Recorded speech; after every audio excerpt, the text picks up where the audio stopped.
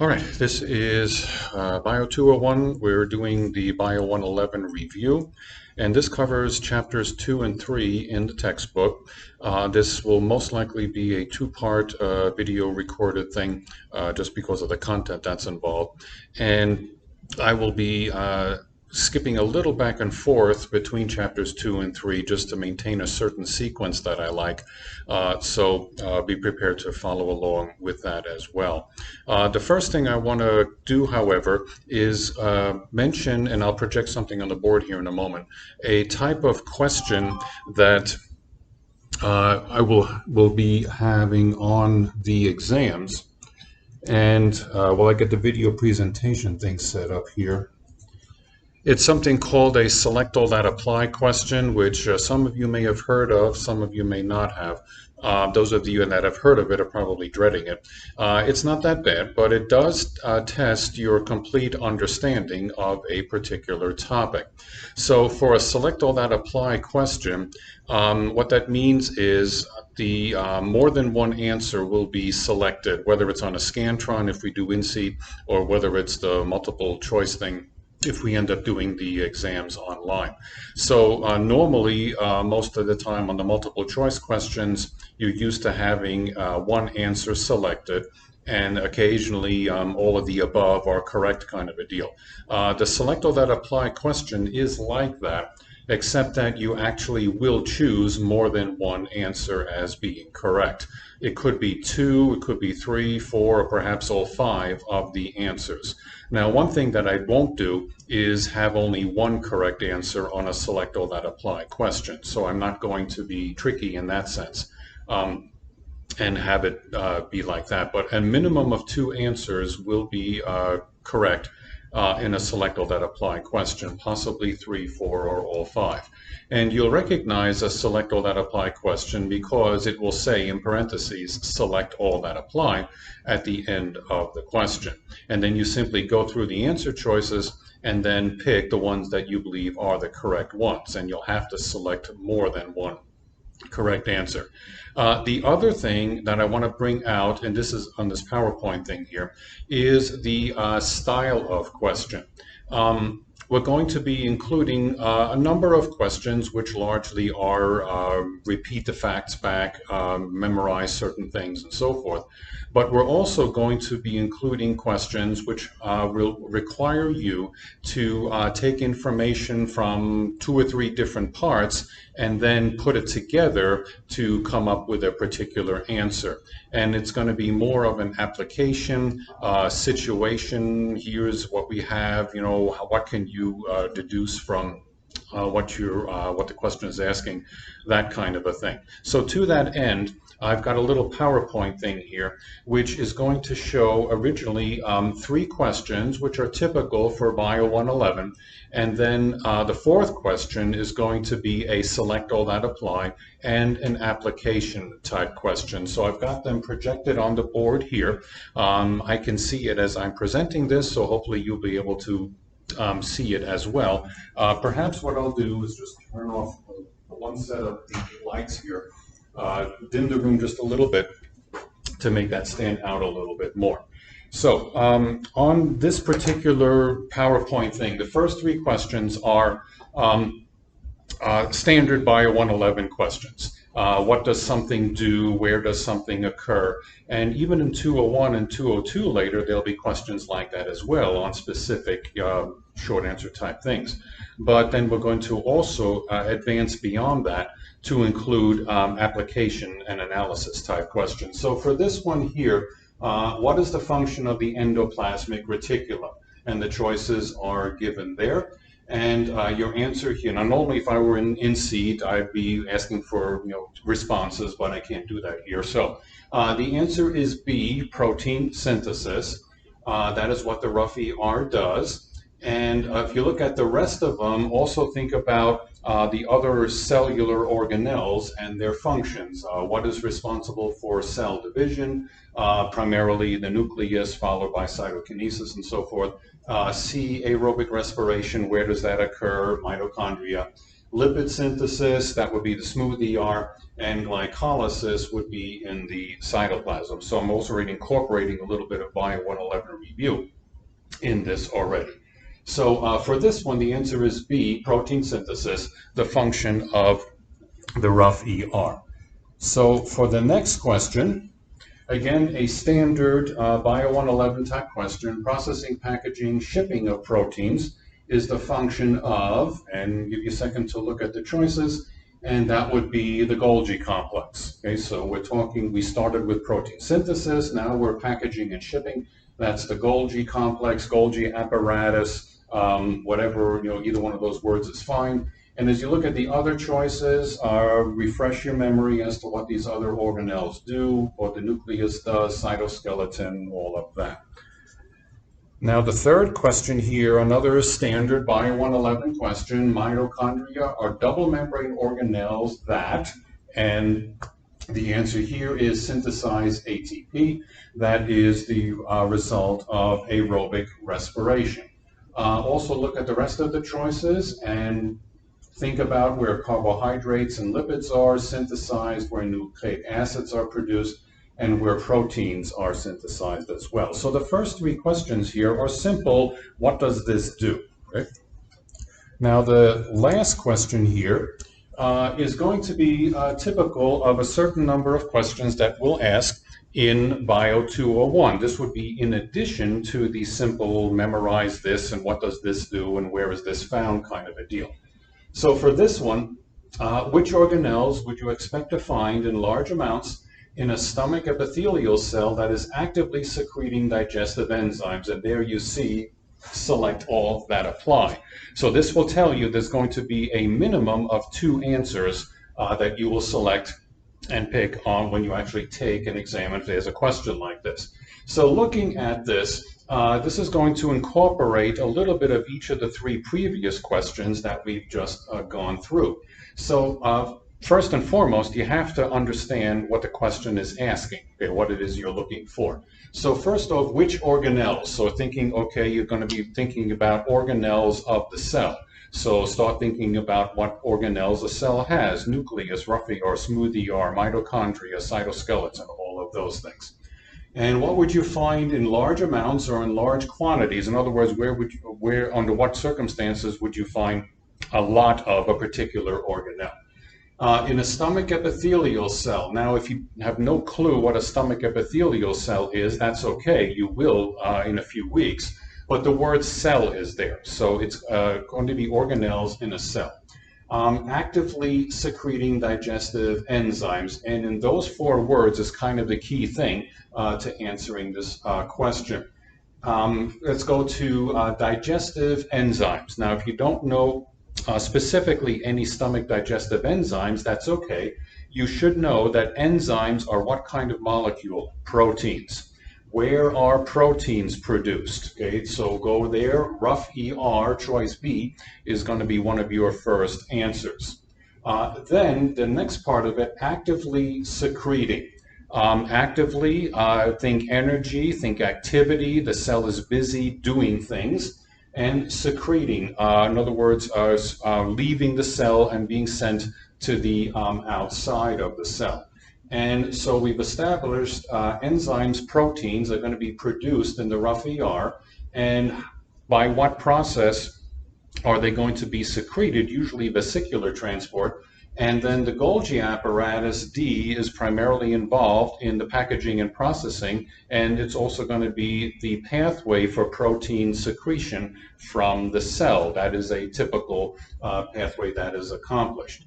And then actively, it is in the process, the cell is busy doing this, and in order to be active, a cell requires energy, and that is choice E, the mitochondria. So for this one, the choices would have been B, D, and E. Rough ER, Golgi apparatus, and the mitochondria. The smooth ER has nothing to do with proteins or secreting anything per se. The centrioles are not involved in any of this. The centrioles are involved in cell division. So those will be clearly incorrect answers. So hopefully you see the difference between this question and the previous 3. The previous three are simple, straightforward. What does this do? Where is this found? This question puts all that together and tests, do you actually understand the other three questions rather than just memorizing certain parts and where things are found? This one asks you to put it all together. So this would be, say, you're looking through a microscope at a particular cell, and it is actively doing what it's doing there. So you need to know enzymes are proteins. That's basic Bio 111, one short answer thing. Secreting, again, Golgi apparatus producing the final protein product, and that leads to proteins being secreted from the cell. Active, energy, think about mitochondria. Okay, so this is the way these things will work. On any exam, there's probably not going to be more than maybe 10% of the total number of questions will be these select all that apply things. So if there's 80 questions on an exam, about 8 of them, give or take, might be a select all that apply. And again, clearly indicated with the words select all that apply after the question. So that's just something I wanted to point out and get you prepared for, so that when you actually see them, then you'll be ready to deal with those particular questions. So I'm going to put the lights back on so we can continue on with the rest of the review, material. And I'm just going to close the actual projector thing that I had here. So the Bio 111 review is going to be covered in chapters 2 and 3. And like I said, I'm going to be skipping around a little bit in these chapters. And in order to do it a little more, I would say, efficiently or with a logical sequence, we're going to start with chapter 2 with the basic chemistry and bonding and that kind of a thing. And as soon as chapter 2 gets into solutions, I'm actually going to jump ahead to chapter 3, which covers transport, diffusion, osmosis in a little more detail. And once we finish that, then we'll come back and finish off the organic molecules in chapter 2, and then get into chapter 3, which will cover cell structure, organelles, kind of like what we just talked about here. And then also protein synthesis, DNA replication. There's some basic cell division in there, mitosis and so forth. And that pretty much should cover all that is required. So even though in Bio 111 you learned more than what might be in chapters 2 and 3, like photosynthesis, for example, we won't be covering any of that. So chapters 2 and 3 are your guide for what it is that you need to know as far as the Bio 111 review. And to that end, if you have the purple books with you, we're going to be looking at chapter 2, which begins on page 29. And the first thing that's going to be covered is the basic chemistry. Now, if we were in seat, normally what I would do is be standing up here and I'd be asking questions on this Bio 111 material. And I actually would be writing very, very little on the board. And I can't ask questions and have responses here in this particular case. So I'm just going to walk through and mention the key things that you need to be familiar with. I should get through all of them. And again, use your books and the objectives as a guide, just in case I happen to accidentally leave something out. Important things, on the other hand, I am going to write a few things on the board, things that students will tend to have some trouble with, and make sure that I get those covered in the in this review. By the way, while I think of it, the select all that apply questions, I just want to clarify the point value of these. They're worth the same as any other question on the exam. Whatever, the exams are 100 points, and if it's 70 or 80 questions, it's 1 point something for each of these questions.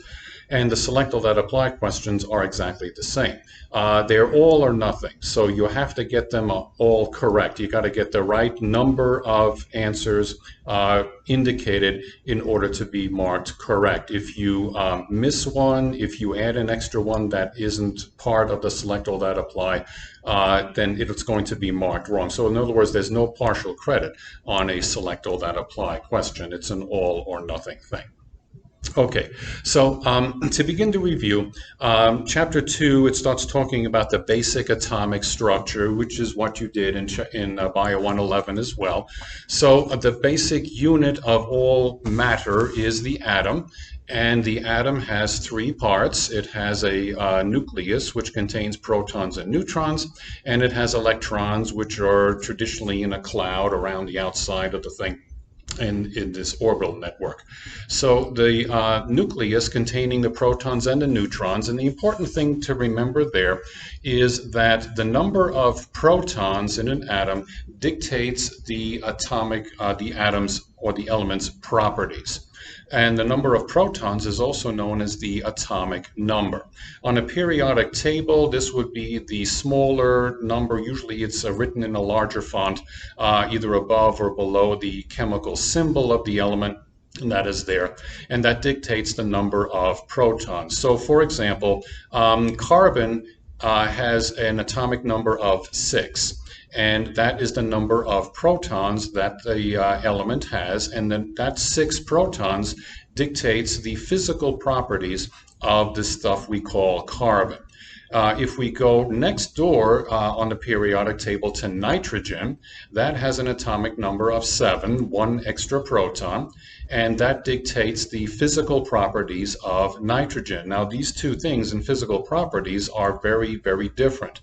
Carbon is a solid, it is black. Nitrogen is a gas that is clear. So the difference of 1 proton makes all the difference in the physical properties of a particular atom. And then there are a certain number of neutrons in the nucleus as well. And in most neutral atoms, the number of protons and the number of neutrons is going to be the same, especially those that are lighter, those that are closer to the top of the periodic table. For example, carbon, neutral carbon has 6 neutrons, and neutral nitrogen is going to have 7 neutrons. And if you add the number of protons and the number of neutrons together, you get the atomic mass or atomic weight. So different people call it different things, but it's the same. So that is the atomic mass, and the atomic mass is simply, as I mentioned, protons plus neutrons together. Then we get into these things called isotopes. Isotopes are atoms which have different numbers of neutrons as compared to the neutral or the most stable form of the particular atom. And like carbon, for example, there's carbon-13 and there's carbon-14. You may be familiar that they're used for radiological dating of materials and things. It simply adds an extra 1 or 2 neutrons to the atomic nucleus, giving it atomic mass of 13 or 14 compared to an atomic mass of 12. Isotopes, they're all unstable, but not all of them are radioactive. Some experience radioactive decay. But not all of them, but all are unstable. They want to go back to their neutral state. In the case of carbon, that would be carbon-12, 6 protons, 6 neutrons. The thing to remember is that the isotopes have more neutrons, not more protons. If you added more protons, you would have a completely different element, okay, as we just talked about between carbon and nitrogen. It's the extra neutrons that are there in the isotope. And so that takes care of the nucleus. The other important thing about the atomic mass is that it is used to calculate molecular weights and compound weights when we're dealing with solutions and moles and molarity. And there's going to be more about that a little bit later in this video when we get to solutions. So Atomic number, number of protons, the physical properties of the atom. Atomic mass is the number of protons plus the number of neutrons, and you use the atomic mass to calculate molecular weights if you have to convert to moles or molarity and that kind of a thing. You can also conversely say the number of neutrons is the atomic mass minus the number of protons, okay, if you ever have to calculate that. So that takes care of the nucleus. And the next thing we'll talk about are the electrons. The electrons are in a cloud in orbitals around the nucleus, sort of like a solar system around the sun.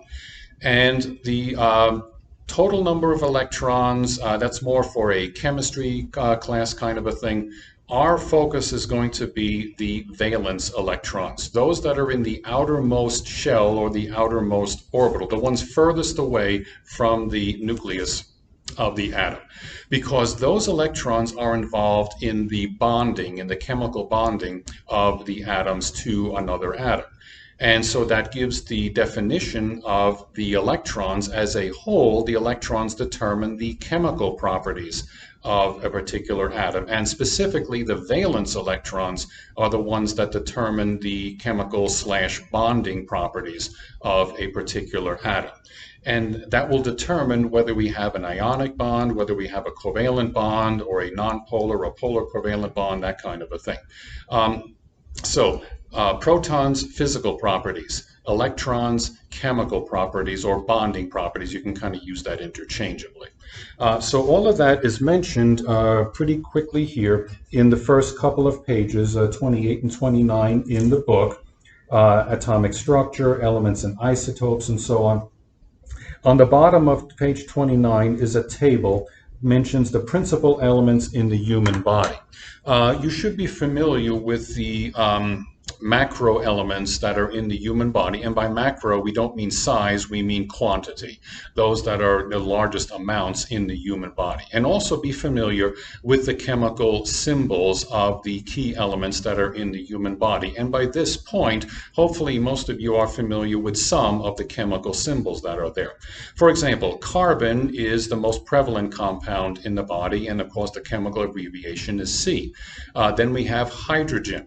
We'll learn later, as you should recall, organic molecules, hydrocarbons, carbon and hydrogen together. So in organic things, wherever carbon is, hydrogen will be there as well. So that is another very common element. Then nitrogen is very common, N for nitrogen. And, excuse me, oxygen, O for oxygen, very common element as well. And then we have phosphorus, P, and sulfur, S. That spells Schnapps. That's not the German Schnapps, but it's kind of a thing you can help you remember this. And those are the most common elements that are found in the human body and in most organic living organisms as well, beginning carbon, hydrogen, nitrogen, etc., etc. Carbon and hydrogen always go together. Nitrogen, protein is a major, nitrogen is a major constituent of proteins, and proteins are a very large quantity and diverse molecule in the body.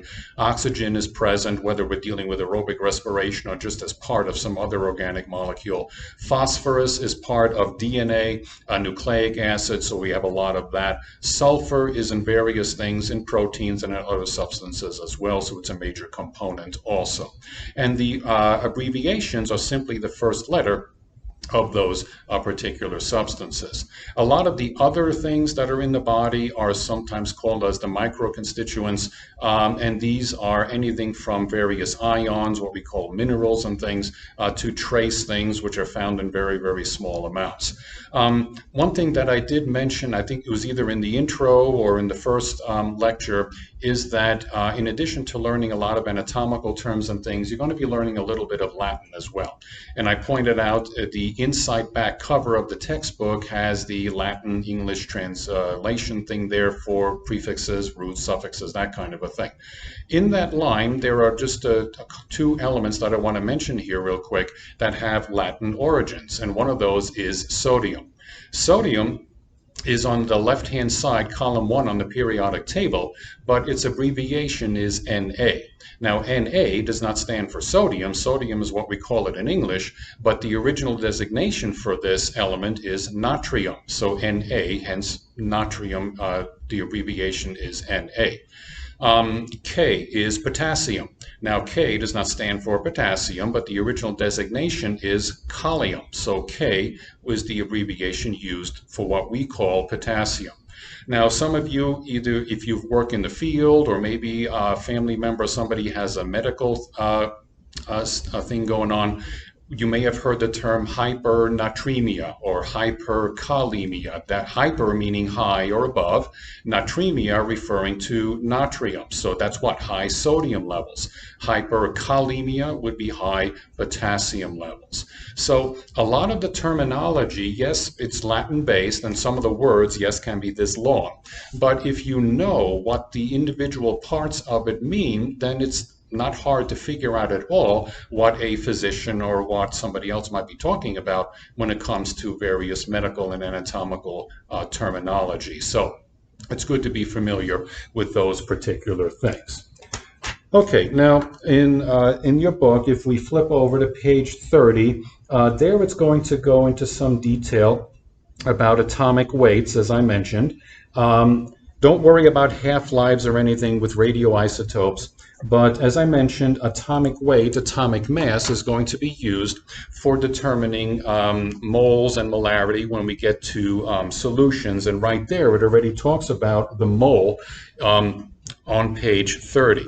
So remember that the mole is a quantity, okay? Grams is a weight, but the mole is a quantity. It's a set number. Avogadro's number, if you remember from Bio 111, 6 times 10 to the 23rd.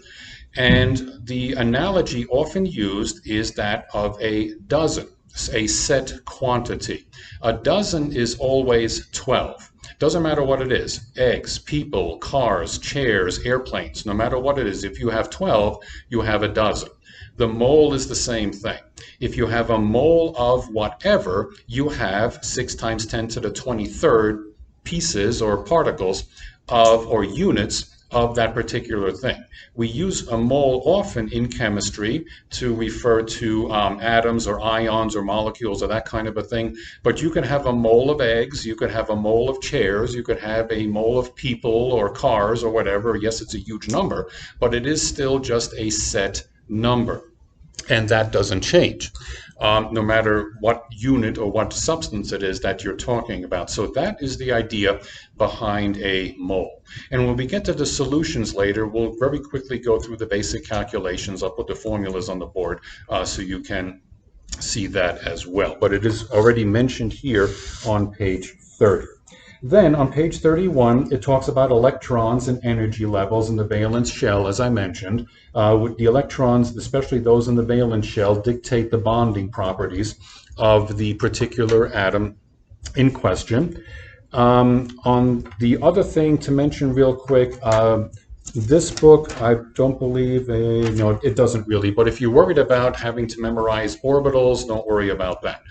Don't worry about S or P or any, if you did it in chemistry, that's great. If you know what it is, that's fine, but it really isn't that relevant here, so I'm really not going to have you be responsible for it anyway.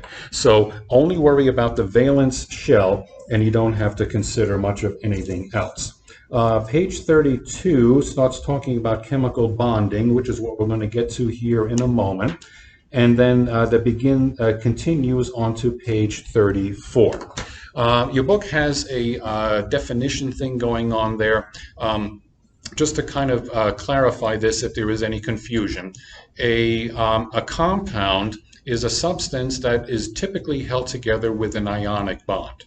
A molecule is a substance that is held together with covalent bonds. That's usually the distinction between those two. Occasionally they're used interchangeably, whether intentionally or not, and we're not going to split hairs here, but that is the technical difference between those. So on page 34, your book starts talking about ionic bonds. And remember, ionic bonds is the case where electrons are transferred from one atom to another And that helps hold the atoms together in a crystalline lattice thing of some sort.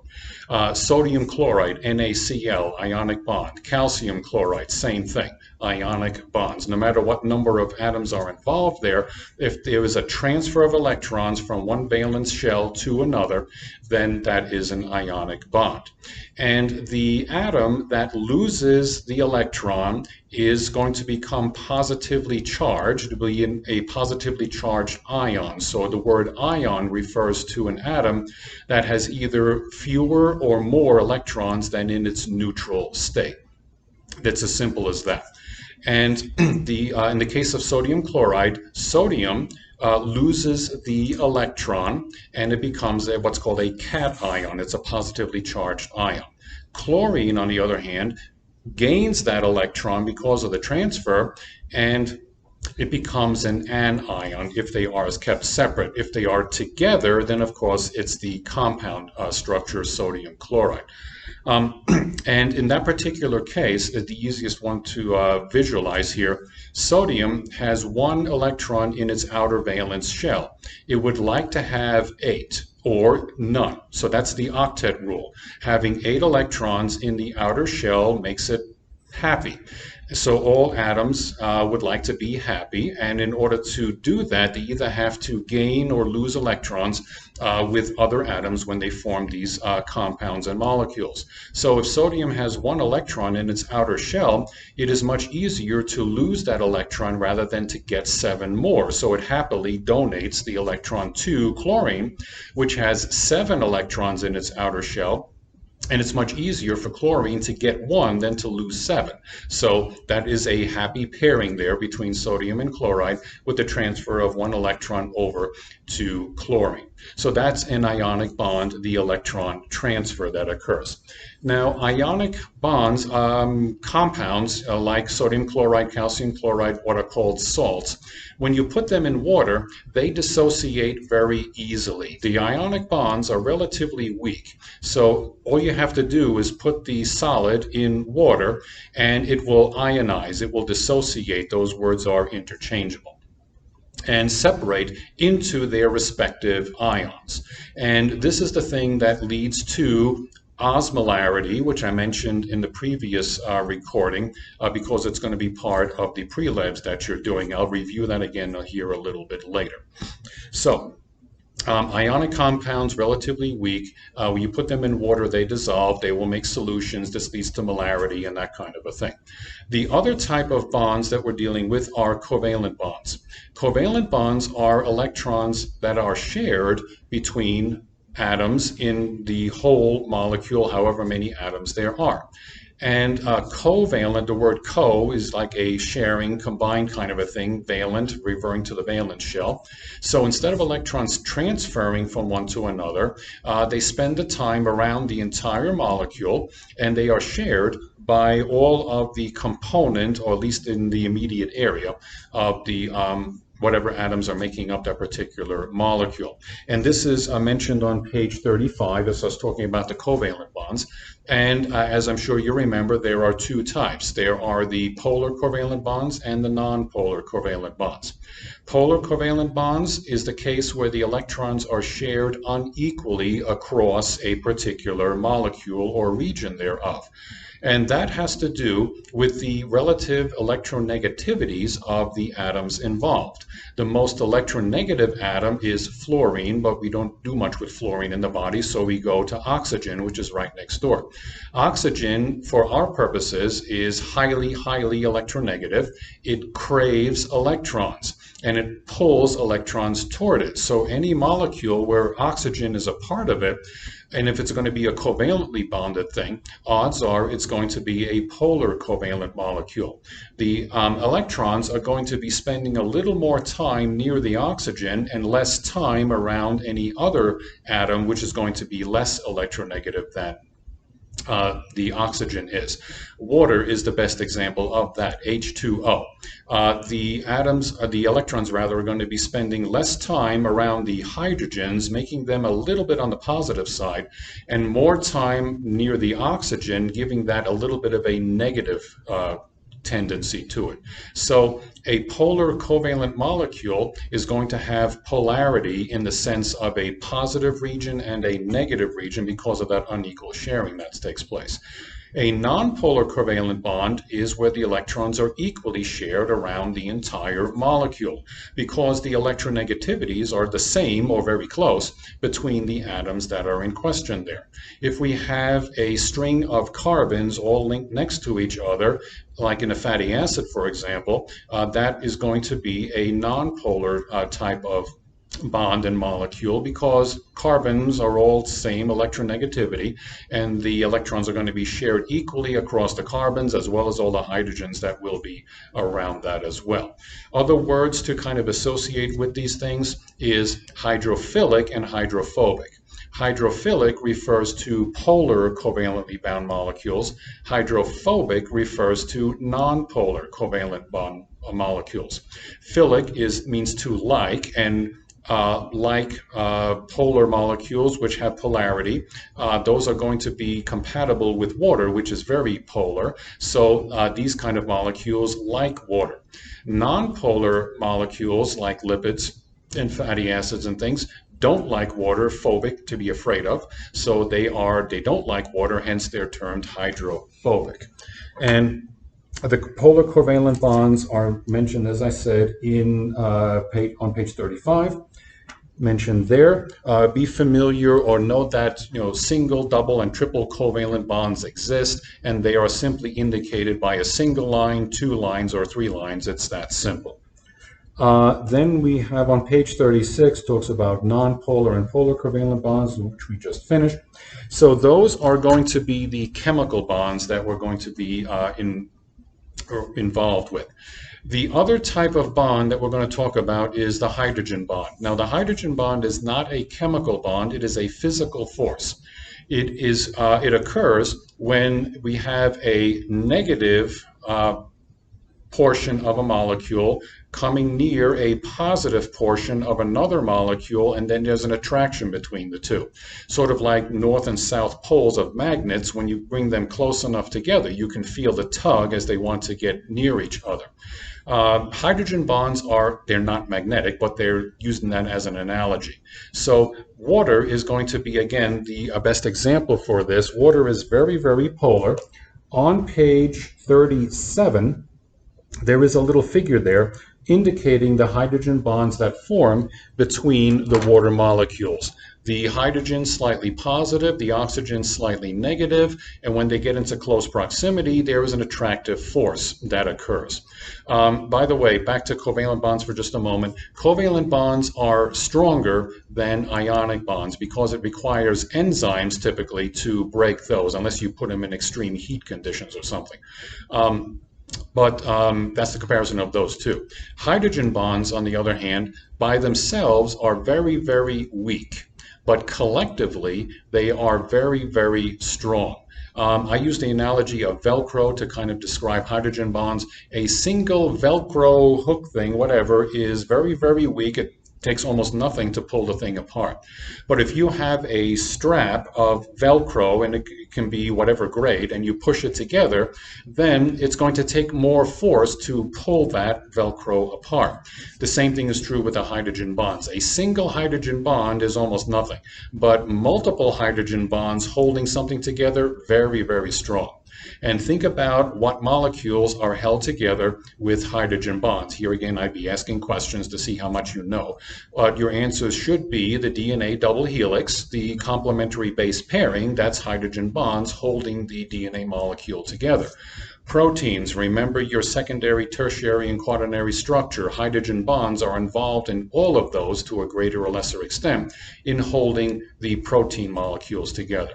So hydrogen bonds can form between different molecules or can form between the same molecule, as in proteins and DNA, holding those things together. Hydrogen bonds also are the reason for water's unique properties: the high specific heat, the temperature moderation, excuse me, the surface tension, and so forth. Things that you should review from your Bio 111 notes as well. So those are the hydrogen bonds. And then your book next get it right, talks about states of matter, solid, liquid, gas, end of story. Energy concepts, um, kinetic energy, potential energy, remember those words that were talked about in Bio 111. Potential energy is exactly that, energy that is stored someplace that has the potential to be useful for something. Kinetic energy is energy that is actually doing something, in motion, doing work, whatever you want to call it. Thermal energy is heat energy, it's that simple. And chemical energy can be either kinetic or potential depending on where it is and what it is doing. So those are the four categorizations of energy that we need to be familiar with, and it's nothing more complicated than that. On page 38, now your book talks about chemical reactions, and there is just some very basic ones here. There are the decomposition reactions, which break something down. That is taking something large, a large molecule, and breaking it up into its component parts. A decomposition reaction, when you think about that, think about hydrolysis reactions, okay? Adding water, breaking down large molecules into smaller molecules or into their subunits, whatever the thing happens to be. Those are hydrolysis reactions. And the process of hydrolysis, the whole big category, is catabolism or catabolic reactions. The opposite of that is synthesis. Synthesis reactions take small molecules or subunits and join them together to make big molecules. Those are also, think, dehydration or condensation. Those two words describe the synthesis reactions. And the process of that is anabolism or anabolic processes. Your book also mentions an exchange reaction, which is simply taking the reactants on the one side and then switching things and having different products on the other side. So that is the A plus the B equals the C and the D, or your book has actually more letters involved in that. When you look at it, it's straightforward, simply switching things in that particular reaction. Reversible reactions, the last thing there, very important, as hopefully you know. In living organisms, humans also, many of the reactions are reversible, meaning depending on circumstances, the reactants become products or the products can become the reactants and then have the reaction go the other direction. Not every single thing is reversible, some are not, but many reactions in the body are reversible. They can go in either direction. The other thing about chemical reactions is enzymes. They are controlled by enzymes. The biochemical processes, metabolism that occurs in the body requires enzymes in order for the things to proceed. Enzymes are proteins. Remember your protein synthesis, your different levels of protein structure and so forth. But while we're talking about enzymes, remember how enzymes function. They are catalysts. They are going to speed up the reaction, and they do that by lowering the activation energy, which is that thermodynamic barrier that you learned about. It is like coming across a big concrete construction barrier with your car and having to get it over to the other side. Very difficult to do. You could probably call a bunch of people over maybe and carry it over, but that would take a lot of work. Or you could have the construction worker come by with a gas saw and then cut the thing down to about the level of a speed bump, and then you can simply drive over it. That's basically what an enzyme is doing, removing that barrier, allowing the reaction to proceed. And the enzymes, the way enzymes work, you have the enzyme, you have the substrate, which is the material that's going to be worked on, and then there's an active site in the enzyme where the substrate binds. The enzyme kind of clamps down on it. That's the induced fit model. And then you have this enzyme substrate complex. It's an intermediate while the reaction is taking place. Bonds are broken, bonds are formed, whatever the enzyme does. And then once the reaction is completed, the enzyme then pops the products out, which are a different shape than the substrate, and the enzyme returns back to its starting point, ready to take more substrate materials in. So enzymes catalyze reactions, but they are not changed by them, and they are not participating in the actual chemical reaction itself, other than to accelerate the process. So that's what enzymes are going to be doing. And in the body, in metabolic reactions, there are specific enzymes for specific reactions, which is why we have so many of them. In glycolysis alone, each of the 10 steps in glycolysis needed its own specific enzyme, which is going to be a different form of protein and everything else. So you can see why proteins are the most abundant and most diverse molecules that are in the body. Next, your book talks about inorganic and organic compounds. Organic compounds contain carbon and hydrogen. It's basically that simple. I'm going to skip over this real quick because I want to get right to water and solutions here on the next page. So very simple. The terminology solute, solvent, and solution. The solute is the thing that is being dissolved. The solvent is the thing that's doing the dissolving, and the solution is the combination of both of those. Okay, it's that simple.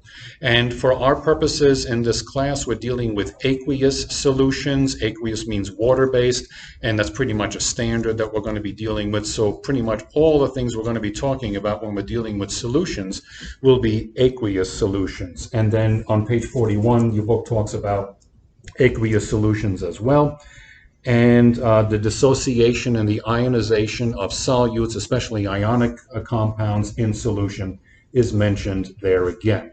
Related to this, on the next page 42, here it talks about hydrophilic and hydrophobic that I mentioned already. Don't worry about colloids and suspensions. They exist. We're going to be dealing only with solutions.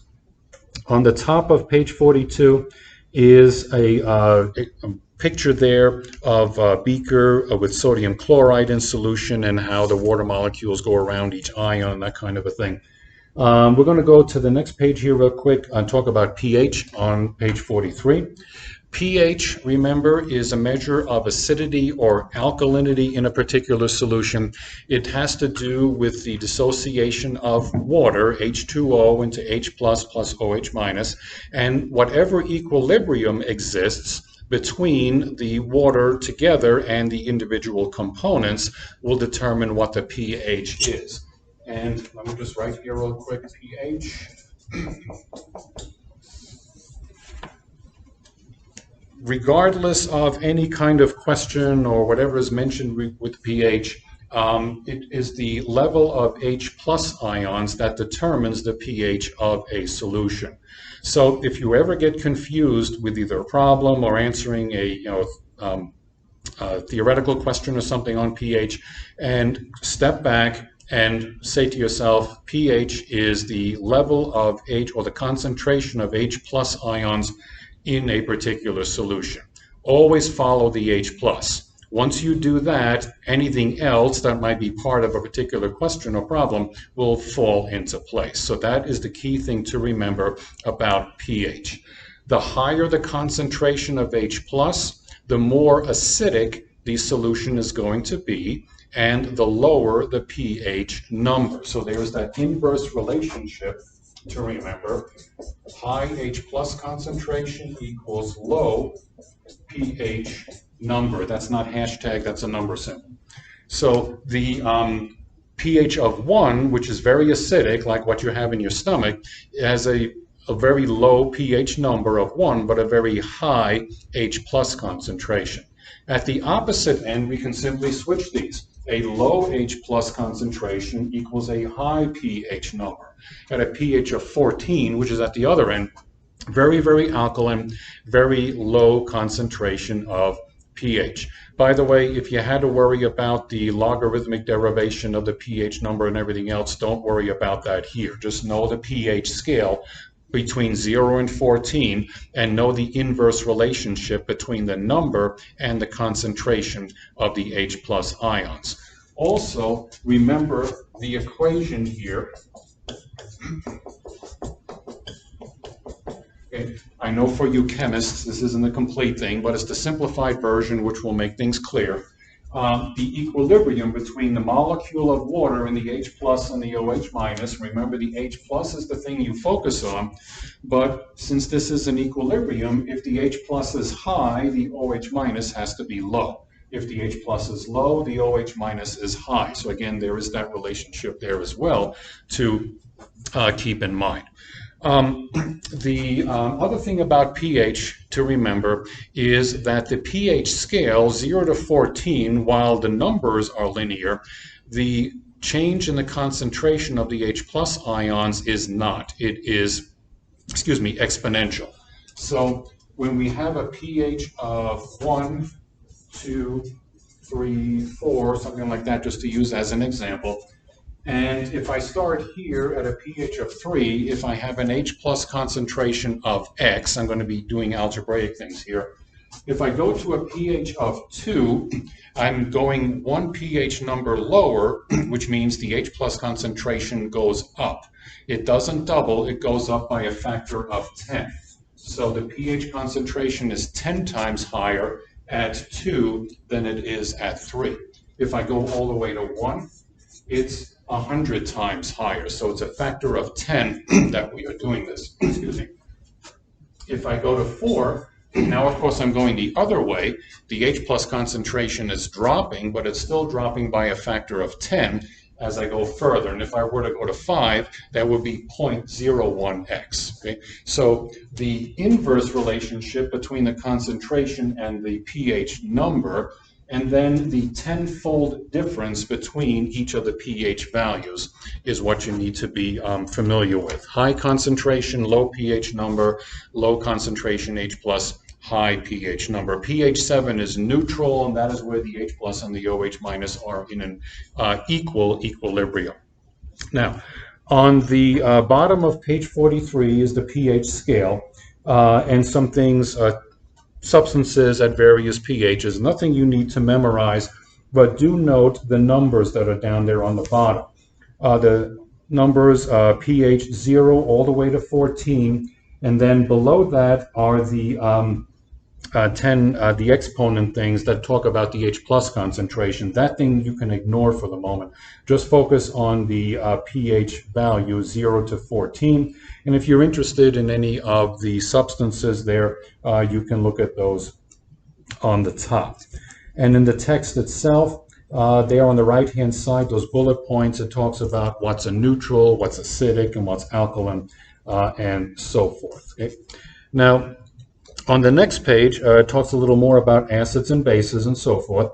And then the other thing that is very important to us is buffers. Buffers, as you should know, are substances that moderate pH changes, that are going to help maintain a relatively constant pH. Different buffers have different ranges and different areas where they maintain things, but in the body, in living organisms, buffers are critical to maintaining the correct pH for metabolic processes to occur. In the stomach, for example, the pH is 1. And the enzyme that works there in the stomach, called pepsin, works best at a pH of 1. In the small intestine, however, there is further digestion going on. The pH there is about 8. And there are enzymes which are doing digestive processes in the proximal small intestine, and those work best at pH of 8. If you put pepsin, which works at a pH of 1, in a solution at pH 8, it's not going to work. If you put any of the other enzymes, like from the pancreas and the small intestine, into the stomach at that acidic pH, they're not going to work. So that also reinforces the fact that proteins have an optimal pH at which they function. Too low, too high, they will tend to denature, just like proteins have an optimal temperature at which they function as well. Too high, they denature. Too low, there's other things, but then at the optimal range is where they do their best stuff. And yes, I know I'm skipping around because, again, this is a review. You've had this before, so I'm not going to necessarily go in 100% sequence like you did in Bio 111. So, here at this point, I'm going to jump over to Chapter 3 and talk a little bit about the solutions and transport, since the rest of Chapter 2 is going to go into organic molecules, which we will get back to.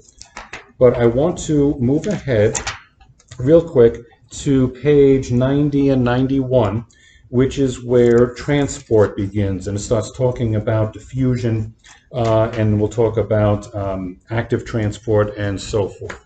So for this, what I do, I have a drawing that I've been putting on for a number of years, which is just a large beaker, basically.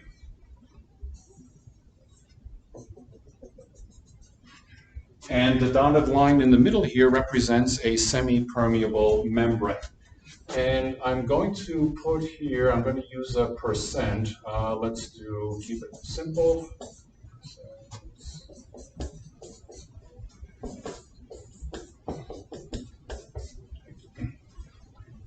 And I have two different concentrations of solutions. Here it happens to be NaCl. It could be glucose, it could be sucrose, it could be whatever. Just a concentration, one higher than the other.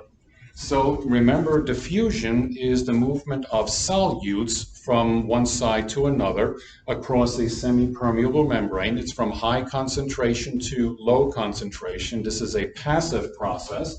So the sodium chloride is going to go from left to right, from the 20% to the 10%. And if we let this go, eventually the net result will be a 15% concentration on both sides when it reaches equilibrium. As I mentioned, we're dealing with aqueous solutions. Now the sodium chloride is the solute. The solvent in this case is water. And in order to reach 100%, water has to account for the rest of the material that is in this particular solution. So on this side, we have 80% water, and on this side, we have 90% water. Osmosis is the diffusion of water. It's that simple. Same process, high concentration to low concentration, and the water is going to go in this direction. So we have here, and I'll write the word, diffusion and osmosis. Simple high concentration to low concentration. And if we have a 50% equilibrium there, we'll have an 85% equilibrium there if we let this go to completion. Now, this is a kind of a standardized thing. If you are ever confused or not sure how to answer a question, or when you're studying, you're kind of getting lost, do something like this. Draw the beaker and draw the line down, the dashed line down the middle, and then make up, it could be 20-10, it could be 25-15, 50-40, just make up some numbers, one higher than the other, and keep it as a percent, okay, we'll learn why a little bit later, keep it as a percent for now, and then a substance, doesn't matter what the substance is. And down here will be the water, and it'll be the difference between whatever percent this is to this to make 100% of the solution on both sides. Diffusion, the solutes go this way. Osmosis, water goes this way. Now for here, we'll add on the other terms that are often used.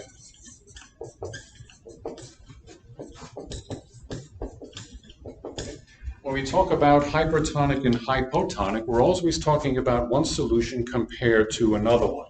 Hyper, meaning more, higher, it's excess.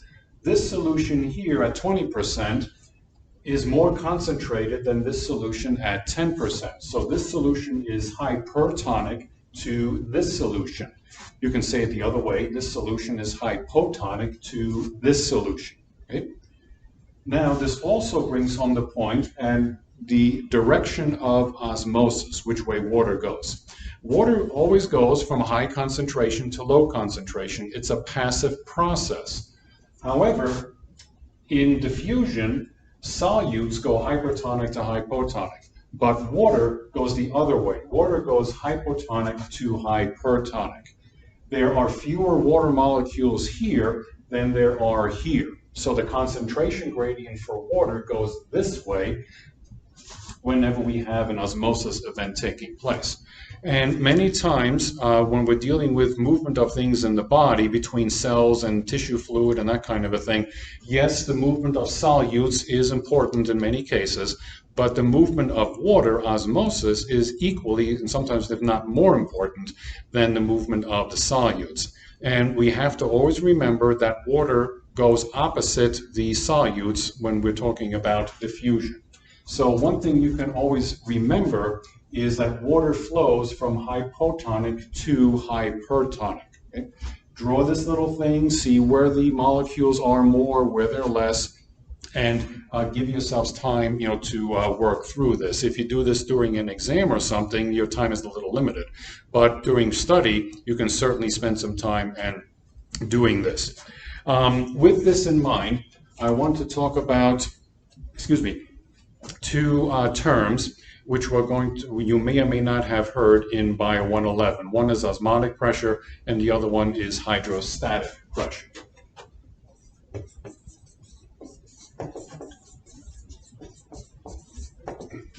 So osmotic pressure, osmosis. Okay.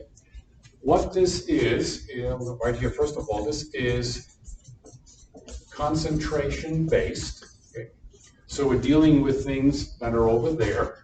And when we talk about the osmotic pressure of a solution, we are talking about its ability to pull water in. I know it sounds backwards from the way this is mentioned there, but that's the best way to think of it. Pressure, you normally think about a pushing force. But for osmotic pressure for a solution, it's the ability of a solution to draw water in, to pull into itself. So I'll just write this here. Ability of a solution to draw water in. So looking over here at this, if you look at these two solutions, which of these has the higher osmotic pressure? It's the 20% NaCl. The hypertonic solution has the higher osmotic pressure. You can sort of make an equivalence between hypertonic and high osmotic pressure, basically the same thing. Why? Because water is coming into this solution. This side has a greater ability to pull water into it than that side does, because the osmosis is happening this way.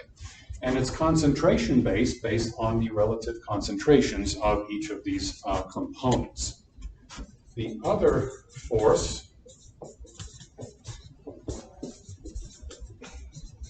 is hydrostatic pressure. Hydrostatic pressure is a physical force.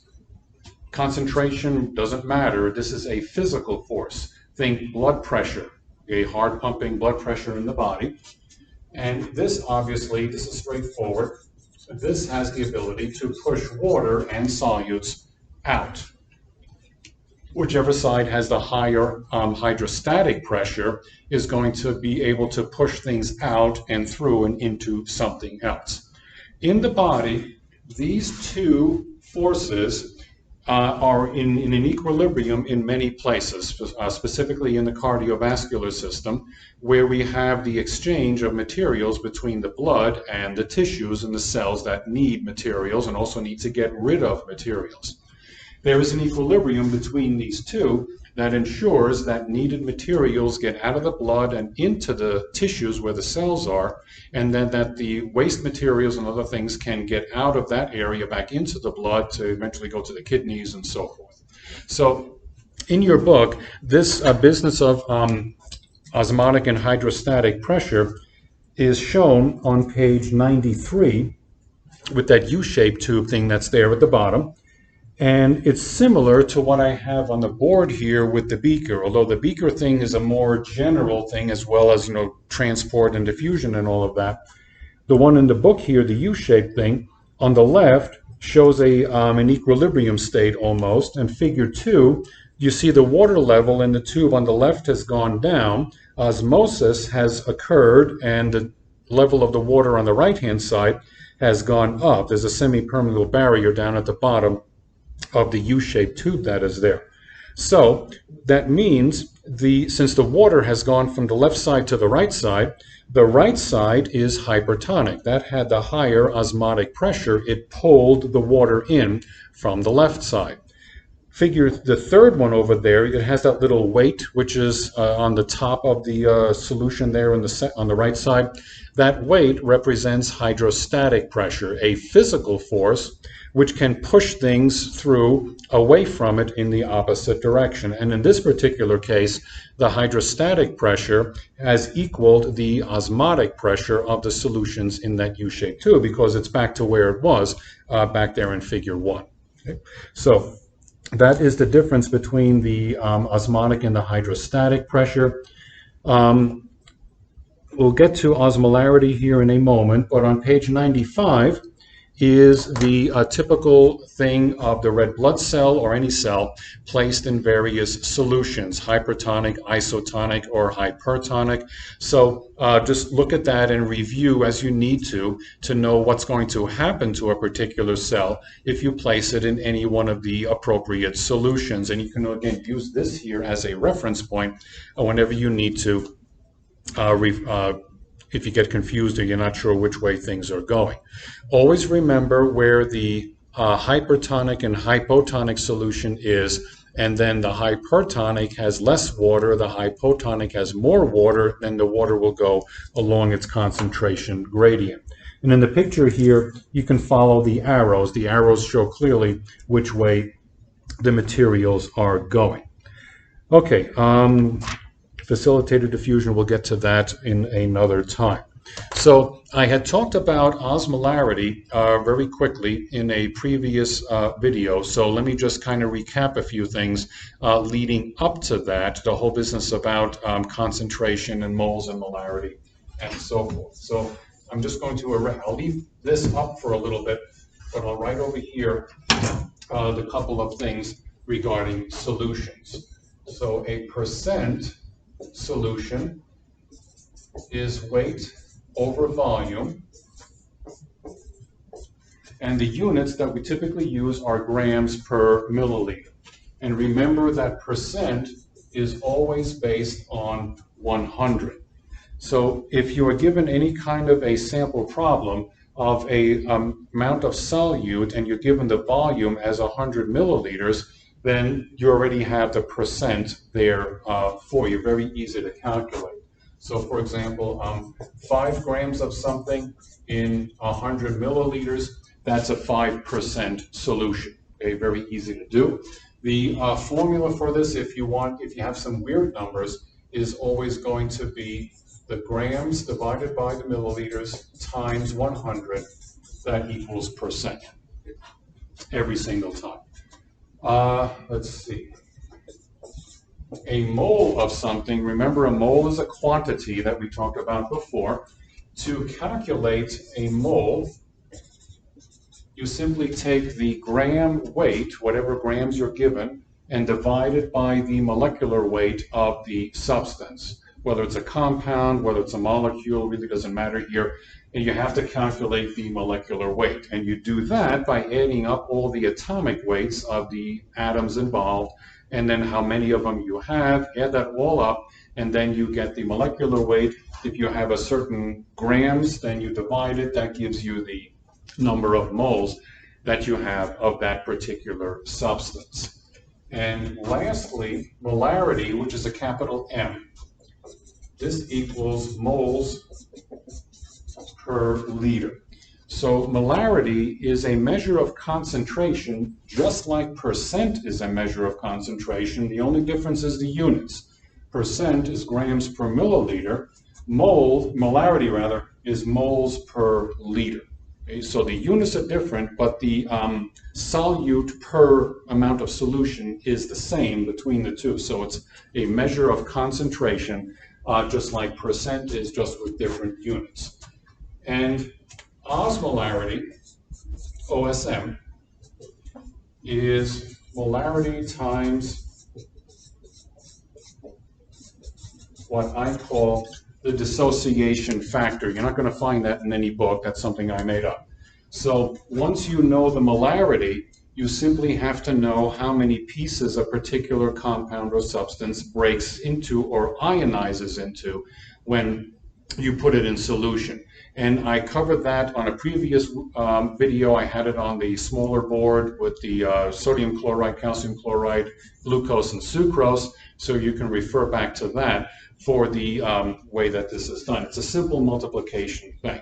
So, and the important part about osmolarity is if you want to determine which way osmosis will go when you're comparing two solutions, you must determine the osmolarity.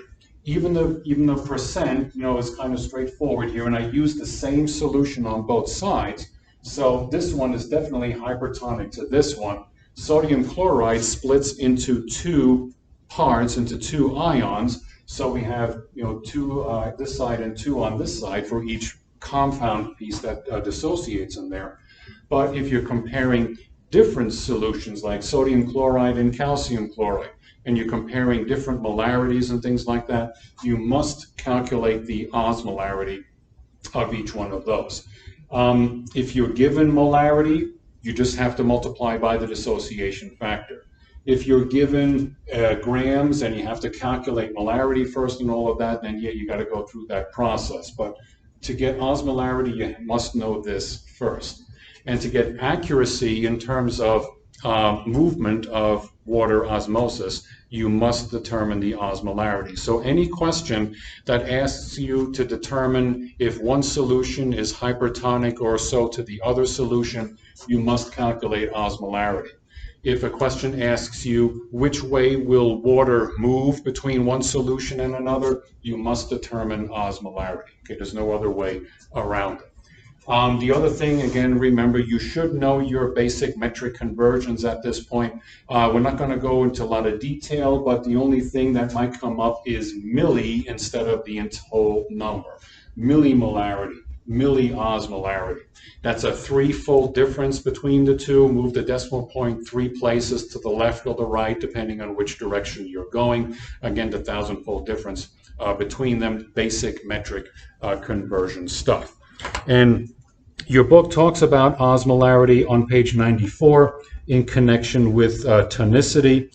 So you can read that down there on the left-hand side. Now at this point, I'm probably going to stop it here. There's a little more yet on transport to talk about, but this video has gone on a little longer than I had anticipated. So the next one will pick up with this, the rest of the solution stuff, and go on from there.